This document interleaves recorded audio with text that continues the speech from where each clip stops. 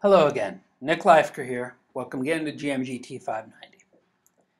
What we're going to talk about now is one of the great failings of traditional inventory models. You see, we talked before about EOQ and all of the variants of EOQ. Well, the problem with that is that with all of those models, with EOQ and with NewsVendor, all of them were predicated on what is known as independent demand. In other words, customers come in at a kind of fairly regular pace. They buy stuff that depletes our inventory. Eventually, we may have to buy more. Well, a lot of inventory doesn't follow this. A lot of inventory is dependent on the orders, the inventory of other things. So, if you have this dependent demand, how do you manage the inventory? Well, what we do is we use a nice little tool called MRT, Materials Requirements Planning. MRP, Materials Requirements Planning. So, what do we have when we have these situations where the typical EOQ or news vendor model does not work because demand is not independent? Well, we need some information here. First, we need to know how this demand for a particular part, particular item, is dependent on demand for other things. We need to have some sort of schedule as to when the part that demands this part is itself demanded. And so also we need to know how much is in inventory right now. So given this information, what we can do is we can make a plan.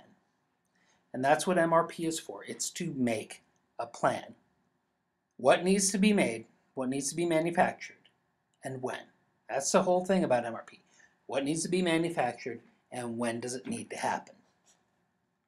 So, we come back to this concept of dependent demand. Demand for items that are components of other items, components for other finished goods. Now, the demand for this tends to look fairly different.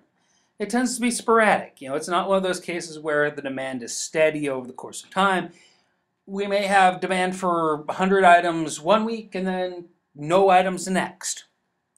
So because of this sporadic nature of the demand, companies tend to manufacture them in batches.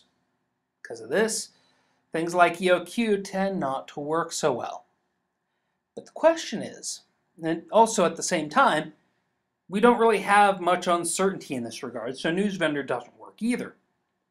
So how do companies manage this? How do companies handle this? Well, what they do is they take the demand for the finished good, and from this, they work backwards to figure out the demand for each part and when it needs to happen. MRP, Materials Requirements Planning, is a computer-based information system. And it really didn't get its start until people started really working with spreadsheets. There was some done before then, but filling this stuff in by hand isn't fun. What it does, you have the demand for the finished goods. You have people who ordered finished goods. It works backwards from those finished product requirements to figure out when demand for each part, each subassembly that goes into that finished good, and when that will occur. So, what does MRP answer? Well, it tells us what's needed, and that what is any part, any subassembly, any raw materials, any finished goods. So that is the what.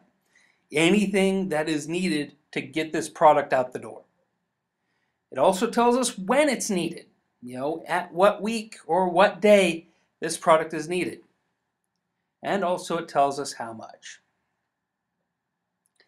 So, to get this done, we need three main pieces of information. First, we need the bill of materials. What goes into each finished product? We also need the master schedule. In other words, what is demanded and when? What finished products are demanded and when are they demanded? And then there's inventory records. How much of each part, how much of each subassembly is in inventory right now? So with these three pieces of information, we should be able to calculate what the demand for each subassembly, for each part that goes into each product, will be for each time period. So, what is a bill of materials? It is literally every part that goes into a product, or even goes into a subassembly. Back when I was working as an engineer once upon a time, each part that I designed, each conveyor I designed, each cooler that I designed, would have parts involved with it. Sometimes those parts would have other parts involved with those. So everything that's made, some material goes into it. Even if it's just a piece of steel that goes into that material, you still have to list that material.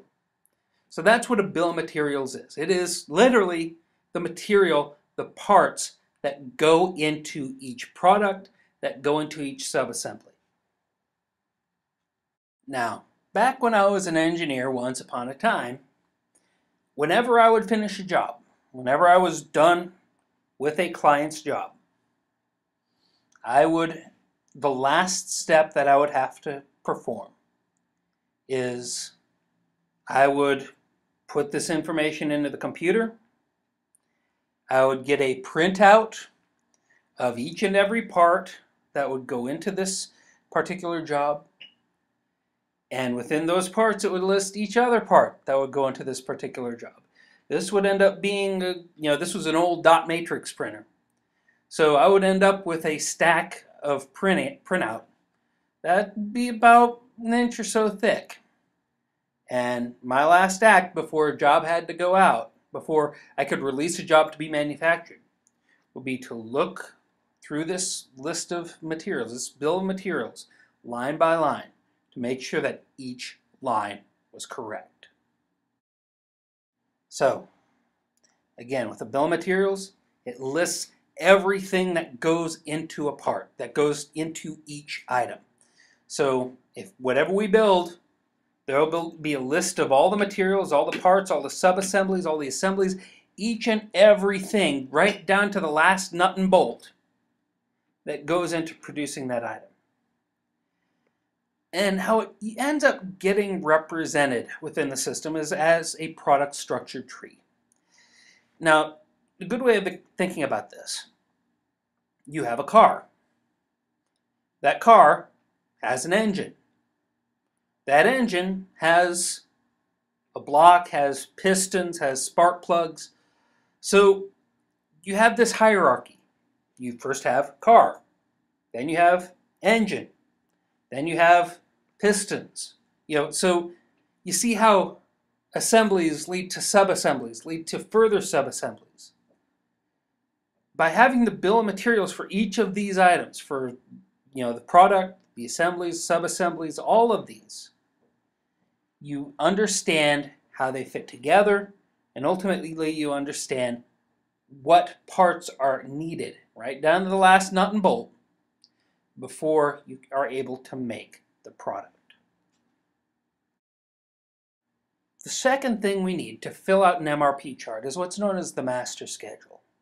The master schedule, this tells us when each finished product needs to be completed, in what quantities, and when. So, tells us what, tells us when, tells us how much. Now, these are usually separated into time periods, whether it's a week, a day, a half day, a shift. These will be represented on the master schedule when these need to be completed. So, what does it look like? Well, what we have here is a list. If you look at this chart, and it may be difficult considering how small the print is. Each of these products listed is a different product. And then, if you go to the right-hand side of the chart, you'll see numbers and shifts, day and night for each day. This is when each product is due to be completed. This is when each product is due to be done. So this is our master schedule. It lists what needs to be completed, and it also lists when and how much. So this is the basics of what an MRP chart for a particular item looks like. What we do, we take these orders, we take this master schedule, and we work backwards using the bill of materials to determine when the components for these products that are listed in the master schedule, when they need to be ready, and when the parts need to be ready for each component. So for each time period, here's what we're going to calculate for each week. First, there's the gross requirement. This is the expected demand for a particular item during a particular time period. So for week 5, we may have a demand for part A of 500 units. That's a gross requirement. Sometimes these gross requirements are the result of demand from other parts that these items go into. For instance, if part A is used in subassembly B, and we have demand for subassembly B in week 5, and as a result of that, we need to start work on B in week 3, well, that means that that part, A, needs to be finished and ready so it can be worked on in subassembly B. So we would have demand in week 3 for that part A. In fact, that interconnectedness is what makes MRP run. That demand for beginning the assembly of a product. Once we start that assembly, everything that goes into it needs to be there and ready and completed. This generates demand for those other parts. This is what makes MRP run. Other things, scheduled receipts. If orders have been placed for a part, if orders have been placed for a subassembly, and is scheduled to arrive in a particular week, it would go here.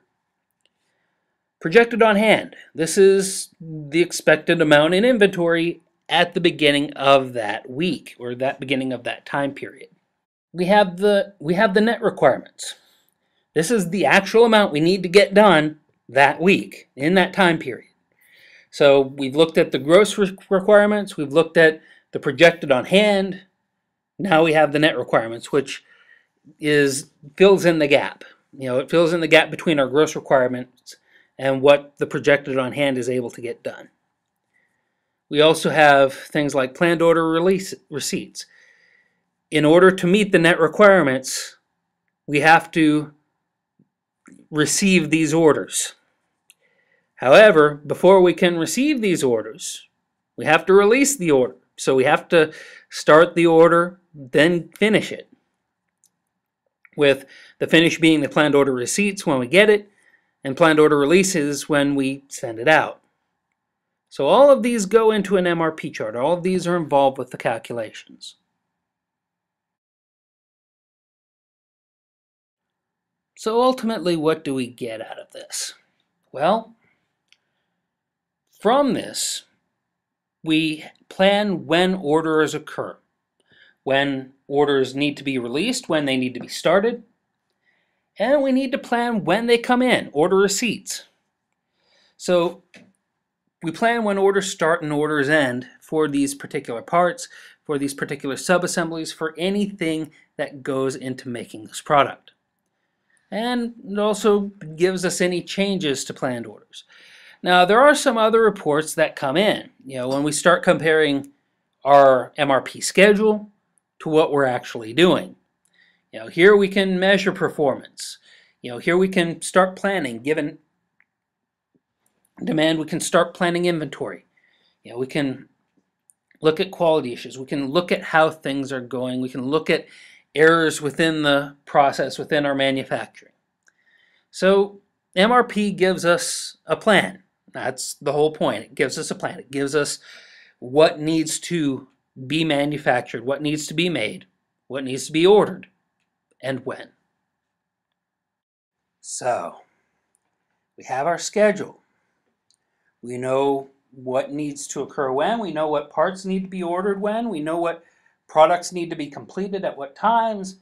We know when things need to be ordered. We know when things need to be made. We have our schedule. We have our plan.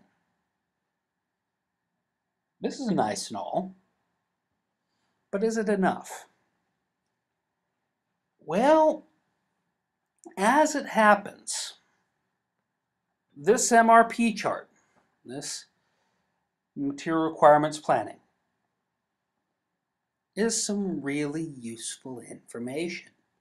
Not just for the people manufacturing, but for some other people as well. And it's because of the usefulness of this information that we will find MRP's role expanded into MRP2 and eventually ERP. And that's going to be the topic of the next video, how MRP evolves into MRP2 and into ERP.